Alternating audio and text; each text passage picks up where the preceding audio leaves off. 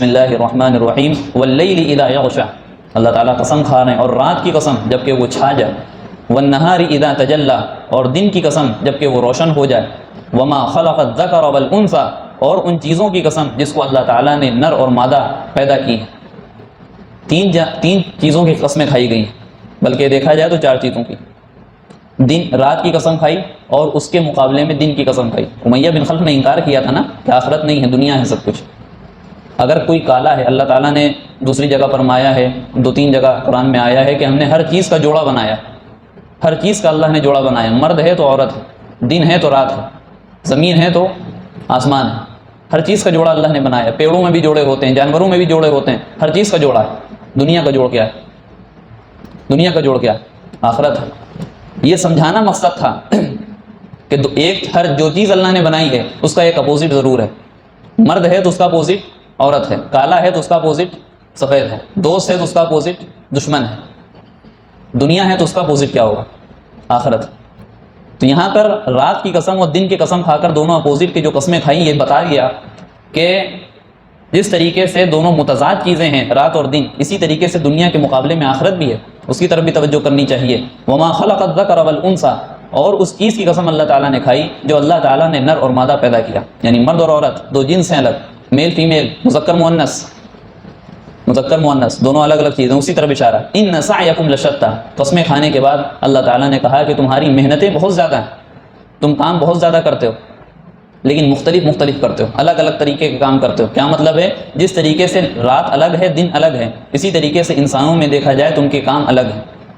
کسی کو دیکھیں گے تو اس کے اندر نرمی زیادہ ہوگی، کسی کو دیکھیں گے اس کے اندر غصہ زیادہ ہوگا، کسی کو دیکھیں گے اس کے اخلاق اچھے ہوں گے، کسی کو دیکھیں گے اخلاق برے ہوں گے، کسی کو اور آسان زبان میں اگر دیکھا جائے اور آسان زبان میں اس آیت کو سمجھا جائے تو کسی کو دیکھیں گے ایمان والوں کو تو جنت کے راستے پہ چل رہے ہوں گے، جنت والے اعمال اپنائے ہوئے ہوں گے، ایمان لائے ہوئے ہوں گے، اور کسی کو دیکھیں گے غیر مسلموں کو جہنم کے راستے پہ چل رہے ہوں گے، ایمان لائے نہیں ہوں گے، اسلام کو جھٹلا رہے ہوں گے، آخرت کی تکذیب کر رہے ہوں گے۔ تو انسانوں میں بھی جو کام ہیں وہ الگ الگ ہیں، اور بعض دفعہ ایک ہی انسان میں الگ الگ کام دیکھے جاتے ہیں۔ ایک وقت میں دیکھا جائے کسی انسان کو تو کسی موقع پر بڑا غصے والا ہے، لیکن دوسرے موقع پہ دیکھا جائے وہی انسان بڑی نرمی سے پیش آتا ہے۔ ایک مرتبہ دیکھا جائے تو بڑی ہمدردی ہے بڑوں کے نزدیک، بڑوں کے تعلق سے، دوسری مرتبہ دیکھا جائے تو والدین سے جو ہے چلا کر کے بات کرتا ہے۔ تو جس طریقے سے یہ اعمال الگ الگ ہیں، جس طریقے سے یہ اعمال الگ الگ ہیں، 2 متضاد چیزیں ہیں، اسی طریقے سے آخرت بھی ہے، کچھ آخرت بھی ہے، جنت کے بھی اعمال ہیں، جہنم کے بھی اعمال ہیں، اور ہر انسان اپنے آپ کو کسی نہ کسی کام میں لگائے ہوئے نہ چاہتے ہوئے بھی۔ پیچھے سورہ انشقاق میں بات آئی تھی، انک کادح یا ایھا الانسان انک کادح الی ربک قدحا فملاقیہ، کہ تم کسی نہ کسی کام میں لگے ہوئے ہو جو تم کو جس کا انجام ملنے والا ہے، نہ چاہتے ہوئے بھی کوئی نہ کوئی کام کر رہے ہیں۔ ہم لوگ چاہ کے کام کر رہے ہیں، نماز پڑھنے آ رہے ہیں، یہ کون سا کام ہے؟ جنت کا کام ہے، جنت والے راستے پہ لے چلنے والا ہے۔ اور کچھ غیر مسلم ہے، وہ نہ چاہتے ہوئے مسجدوں کو توڑ رہے ہیں اور نہ جانے مسلمانوں کو پریشان کر رہے ہیں، یا سب سے بڑھ کر کے ایمان نہیں لا رہے ہیں، سب سے بڑی نعمت سے تو وہ محروم ہے نا، ایمان نہیں لا رہے ہیں تو وہ جہنم کے راستے پر چل رہے ہیں۔ تو انجام تو کچھ دونوں کو ملنا ہے نا۔ ایسا تو نہیں ہوگا کہ جو ہے پڑھائی بچوں کو کرا دی جائے اور بغیر امتحان لیے اس کو جو ہے آگے کلاس دے دی جائے، تو دونوں میں فرق کیا ہوا؟ ایمان والے میں اور غیر ایمان والے میں فرق کوئی نہیں ہوا۔ اس کی ہم نے مثال دی تھی کہ ایک شخص ہے جو مہینے بھر محنت کرتا ہے، 25,000 روپے محنت سے کما کر کے لاتا ہے، اور ایک شخص وہ ہے جو ایک رات میں نکلتا ہے اور 25,000 کی چوری کر کے لے آتا ہے۔ دونوں میں فرق ہے نا، لا رہے ہیں دونوں 25,000، دونوں 25,000 میں روٹیاں کھائیں گے، اپنے گھر والوں کو کھلائیں گے اور اپنی زندگی گزاریں گے، لیکن دونوں میں فرق ہوگا نا۔ سرکار کی نظر میں کچھ اس کو جو چوری کر کے لا رہا ہے اس کے لیے سزا ہونی چاہیے نا، تو دونوں کے لیے ایک کے لیے جزا ہے اور ایک کے لیے سزا ہے۔ اسی طریقے سے ایمان والوں کا حال ہے، اگر ایمان کے ساتھ کوئی کام کر رہا ہے، نیک کام بھی کر رہا ہے، تو اس کے لیے جزا ہے، اور اگر کوئی بغیر ایمان کے کوئی نیک کام کر رہا ہے تو اس کے لیے سزا ہے، کیونکہ ایمان سب سے بڑی نعمت ہے، اسلام سب سے بڑی اللہ کی دولت ہے، اللہ کے خزانوں میں سے سب سے قیمتی دولت وہ ایمان ہے۔ لہٰذا اگر ایمان نہیں ہے تو پھر جہنم کا راستہ ہے جو وہ اختیار کرتا ہے۔ تو اس تعلق سے جو بتایا ان سعیکم لشتی، کہ تم مختلف طریقے کے کام کرتے ہو، اس تعلق سے 2 گروہوں میں اللہ تعالیٰ نے یہاں پر بانٹا ہے۔ 2 طرح کے گروہ ہیں، ایک وہ گروہ ہے جو جنت کے راستے پہ چلتا ہے، اور ایک وہ گروہ ہے جو جہنم کے راستے پہ چلتا ہے۔ آج انشاءاللہ جنت والے راستے کا جو گروہ اللہ تعالیٰ نے ذکر کیا اس کا ذکر ہوگا، اور جنت والے راستے پر چلنے کا جو ذکر کیا اس میں 3 کوالٹی اللہ تعالیٰ نے یہاں پہ ذکر کی ہیں۔ 3 کوالٹی جس کے اندر ہوں گے، اللہ تعالیٰ کہہ رہے ہیں ہم اس کے لیے جنت کا راستہ آسان کر دیں گے۔ اور اگر ہم دیکھیں تو حضرت ابوبکر رضی اللہ عنہ نے یہی کیا تھا، اور اگر ہم اس چیز کو اختیار کرتے ہیں تو انشاءاللہ ہم بھی جنت کے راستے پہ چلنے لگیں گے، بلکہ یہ کہا جائے کہ اللہ ہم کو چلا دیں گے۔ ہم کون ہیں چلنے والے؟ ہم کچھ نہیں کرتے، ہم نماز نہیں پڑھ سکتے، ہم ایک مرتبہ سبحان اللہ نہیں کہہ سکتے اللہ کی مرضی کے بغیر. ہمارا ایمان ہے جو کچھ بھی ہوتا ہے اللہ کی مرضی سے ہوتا ہے. لہٰذا جنت کے راستے پہ چلنا بھی اللہ کی توفیق سے ہے، بغیر ہمارے اختیار سے نہیں، ہمارے اختیار سے نہیں.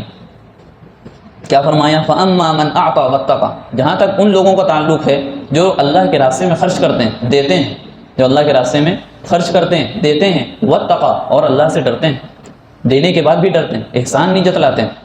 ہم نے اللہ کے راستے میں دیا، ہم نے غریب کی مدد کی، ہم نے زکوٰۃ پوری دی، ہم نے صدقہ واجبہ ادا کیا، ہم نے صدقہ فطر ادا کیا، ہم نے جمعرات کو فلاں کو کھانا کھلایا، فلاں ٹائم پہ کسی کی مدد کی. لہٰذا احسان ہے اللہ کے اوپر، نہ اللہ پر احسان نہیں. یہ تو اللہ کا فضل ہے کہ اللہ نے میرے مال کو قبول کیا، مسجد میں لگا لیا، مدرسے میں لگا لیا، دین حاصل کرنے والے بچوں پر لگا لیا. یہ اللہ کا فضل ہے کہ ہمارے مال کو اللہ نے پسند کیا. کسی اور کوئی مال پسند کر سکتا تھا؟ اللہ نے میرا مال کیوں پسند کیا؟ کوئی چیز دیکھی ہوگی تو اللہ کا فضل ہے یہ.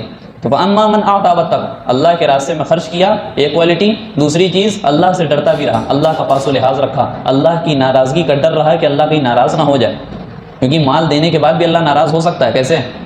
اگر اخلاص نہیں، اگر اخلاص نہیں تو اللہ ناراض ہے. بلکہ اس کو کہا گیا شرک خفی ہے. یہ اس کو کیا کہا گیا؟ شرک خفی ہے.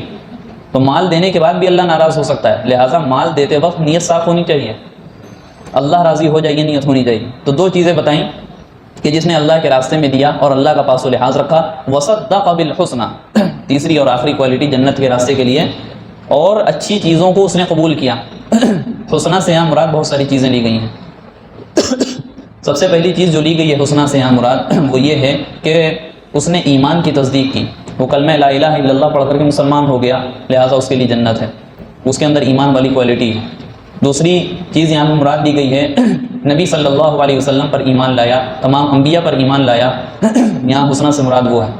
تیسری چیز یہاں پہ یہ مراد دی گئی ہے کہ جنت پر ایمان لایا، اس لیے اللہ تعالیٰ اس کو جنت کے راستے پہ لگا دیں گے. وصدق بالحسنى سے مراد تمام اچھے کام، جو بھی بھلائیاں اور خیر کے کام ہیں، وہ تمام چیزیں حسنہ میں آ جائیں گی. اور اللہ تعالیٰ جو بھی اس تمام چیزوں کو اپنائے گا اور قبول کرے گا کہ ہاں یہ تمام چیزیں اچھی ہیں، جنت میں لے جانے والی ہیں، لہٰذا اللہ تعالیٰ اس کو جنت کے راستے پہ لگا دیں گے. پھر اللہ تعالیٰ آگے فرما رہے ہیں یہ تین کوالٹی ذکر کرنے کے بعد فَسَنُيَسِّرُهُ لِلْيُسْرَىٰ، ہم اس کو پھر اچھائی کے راستے پر، سہولت کے راستے پر لگا دیتے ہیں. اور یہاں یسرا سے مراد جنت ہے.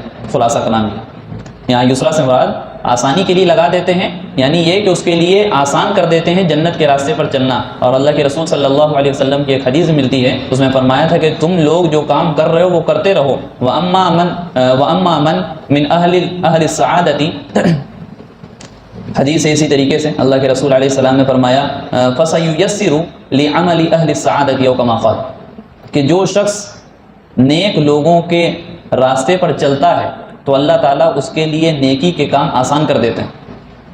اس کی طبیعت اور اس کی مزاج میں رکھ دیتے ہیں نیک کام کرنا. کسی کی عادت بن گئی ہو اور عبادت بھی بن گئی ہو نماز پڑھنا، نماز عادت بھی ہو عبادت بھی ہو، پھر اس کی جب نماز قضا ہوتی ہے اس کو بڑی تکلیف ہوتی ہے، کیونکہ اس کی مزاج اس کی طبیعت میں داخل ہو گئی. اور آگے اللہ کے رسول علیہ السلام نے اسی حدیث بخاری مسلم کی روایت ہے، مرفوع حدیث میں، اس میں فرمایا کہ جو شخص شقی لوگوں کے، بدبخت لوگوں کے راستے پر ان کے طریقے کو اپناتا ہے تو اللہ تعالیٰ اس کے لیے بدبختی کے کام آسان کر دیتے ہیں. پھر جنت کے کاموں میں اس کو مزہ نہیں آتا. اس کو شراب کھانے میں مزہ آتا ہے، مسجد میں اس کا دل نہیں لگتا. منافقت اس کے اندر پیدا ہو جاتی، منافقت اس کے اندر پیدا ہو جاتی. ہم کو بتایا گیا کہ ایمان والوں کی مثال ایسی ہے کہ جیسے السمک فی الماء کالسمک فی الماء، کہ جس طریقے سے پانی مچھلی میں رہتا ہے، مچھلی میں اور پانی میں مچھلی رہتی ہے، اسی طریقے سے ایمان والے مسجد کے اندر رہتے ہیں، ان کا دل لگا رہتا ہے. اور منافق مسجد میں جب رہتا ہے تو اس کی مثال ایسی ہے کالطیر فی القفص، جیسے ایک پرندے کو کسی قید خانے میں قید کر دیا جائے، پنجڑے میں جکڑ دیا جائے، تو پھر اس کو پھر مسجد میں نہیں اچھا لگتا اگر وہ برے لوگوں کا راستہ اختیار کرتا ہے. اللہ تعالیٰ پھر اس کے لیے برائی کے راستے آسان کرتے چلے جاتے ہیں. ہم لوگ کہتے ہیں کہ یار اتنے بڑے بڑے جرم کر رہا ہے، اس کو ڈر نہیں لگتا. اصل بات یہ اللہ نے اس کے لیے آسان کر دیا. ایک آدمی جو ہے کروڑوں کی چوری کر رہا ہے اور ہم دیکھ کر کے حیرت کرنے کیسے کر رہا ہے، اللہ نے آسان کر دیا. اور ہم سے اگر کوئی کہے 1 روپیہ کی چوری کر لو کوئی نیک انسان سے تو اس کے لیے مشکل ہوگا. کیوں؟ کیونکہ اللہ نے اس نیک انسان کے لیے نیک کام آسان کر دیے اور برائی کے کاموں کی برائی اس کے دل میں ڈال دی. برے کام اس کو برے لگتے ہیں، جہنم کے کام اس کو برے لگتے ہیں، اور جنت کے کام آسانی سے کر لیتا ہے. بھائی جنت کے کام کرنا بھی کوئی معمولی بات نہیں، اللہ توفیق دے. کوئی اگر زکوٰۃ نکال رہا ہے کوئی معمولی چیز ہے، اپنے مال میں سے زکوٰۃ نکال دینا یہ اللہ کا فضل ہے، بہرحال ہے. لیکن اگر عبادت اللہ کی توفیق سے ہو رہی ہے، کوئی معمولی چیز نہیں ہے. ہم نے کہا کہ سبحان اللہ بھی اگر کوئی کہہ رہا ہے تو اللہ کا فضل ہے، اس پہ شکر ادا کرنا چاہیے. اسلام سب سے بڑی نعمت ہے. اسلام کے شکر گزاری کے لیے اللہ کے رسول علیہ السلام نے دعا بتا دی، الحمدللہ الذی اطعمنا وسقانا وجعلنا مسلمین. تمام تعریفیں اللہ کے لیے جس نے ہمیں کھلایا پلایا. کھانے پینے تک کی تعریف اللہ کی ٹھیک تھی، لیکن اللہ کے رسول نے تعلیم دی کہ اسلام کی بھی تمہیں اللہ کا شکر ادا کرنا ہے. اسلام کے مقابلے میں فوراً کہہ دیا کہ تم اگر جتنی بار بھی کھانا کھاؤ گے وجعلنا مسلمین کہنا، اللہ کی تعریف بیان ہو جائے گی اور اسلام کے تعلق سے شکر ادا ہو جائے گا، تمہارے اسلام میں برکت ہو جائے گی. تو یہ چیزیں ہیں کہ اگر ہم نیک لوگوں کے راستے کو اختیار کرتے ہیں، ان کے طریقے کو اپناتے ہیں اور ان کے طریقے کو فالو کرتے ہیں، تو اللہ تعالیٰ ہمارے لیے نیکی کے کاموں کو آسان کر دیتے ہیں. اور آگے بات آئے کہ برے لوگوں کی اور جہنم والوں کی. اس میں یہ بات ہے کہ جو لوگ برائی کے راستے کو اختیار کرتے ہیں، اللہ تعالیٰ ان کے لیے برائی کا راستہ آسان کر دیتے ہیں. برائی کرنا پھر ان کے لیے مشکل نہیں ہوتا، اچھائی کرنا بلکہ مشکل ہو جاتا ہے. جو لوگ ایسی زندگی گزار رہے ہیں، ان کو اگر مسجد میں بلایا جائے تو ان کو بڑی تکلیف ہوتی ہے. کبھی کچھ بہانے بناتے ہیں، آج ہم ناپاک ہیں، آج کپڑے یہ ہیں، آج وہ ہیں، کل سے آئیں گے اور جمعے سے پڑھیں گے اور منڈے سے پڑھیں گے. وہ سب ان کے بہانے. لیکن سچی بات یہ ہے کہ اللہ نے ان کو توفیق نہیں دی. اللہ نے انہیں توفیق نہیں دی. اللہ نے ان کو نیک راستے پہ، نیک لوگوں کے راستے پہ لگایا نہیں ہے. تو ہمیں کوشش کرنا ہے کہ جو نیک لوگ ہیں، اور نیک لوگوں میں سب سے پہلا جو نام آتا ہے وہ صحابہ کرام کا آتا ہے. اس کے بعد جو ہمارے اسلاف ہیں، ہمارے بزرگان دین ہیں، ان کے طریقے کو اگر ہم فالو کریں گے، اللہ تعالیٰ ہمارے لیے بھی اسی راستے پہ چلنا آسان کر دیں گے. اللہ تعالیٰ سے دعا ہے کہ اللہ تعالیٰ ہم سب کو کامل دین پہ چلنا آسان فرمائے، قرآن کو سمجھ کر اس کے مطابق زندگی گزارنے والا بنائے. آمین وآخر دعوانا ان الحمدللہ رب العالمین. ویڈیو اگر اچھی لگی ہو تو لائک کریں، شیئر کریں اور چینل کو سبسکرائب کرنا نہ بھولیں، اور ساتھ ہی ساتھ بیل آئیکن کو پریس کریں تاکہ نئی ویڈیو کی نوٹیفیکیشن آپ کو ملتی رہے.